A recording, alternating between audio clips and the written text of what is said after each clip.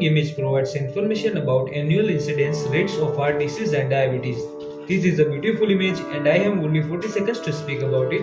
From the image I can observe 2008 and 2009. From the image I can observe 2010, 2011 and 2012. From the image I can observe point 30, point 32 and point 34. From the image I can observe the highest and the lowest values. From the image I can see multiple colors like blue, black, red and yellow. From the image I can see multiple numbers like 1, 2, 3 and 4. To conclude, this image is very informative and interesting. The following image provides information about eating habits.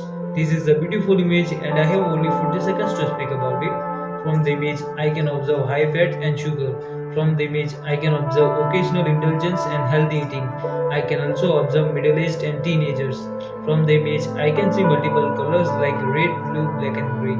I can also see the highest and the lowest values from this picture. From the image I can observe multiple numbers like 2, 3, 4 and 5. To conclude, this image is very informative and interesting. The following image provides information about the human skeleton. This is a beautiful image and I have only 40 seconds to speak about it. From the image I can observe clavicle and sternum. From the image I can observe cervical vertebra and scapula. From the image I can observe coastal arc and diaphragm. From the image I can see the highest and the lowest values. From the image I can see multiple numbers like 1, 2, 3 and 4. From the image I can see multiple colors like red, blue, black and green. To conclude, this image is very informative and interesting.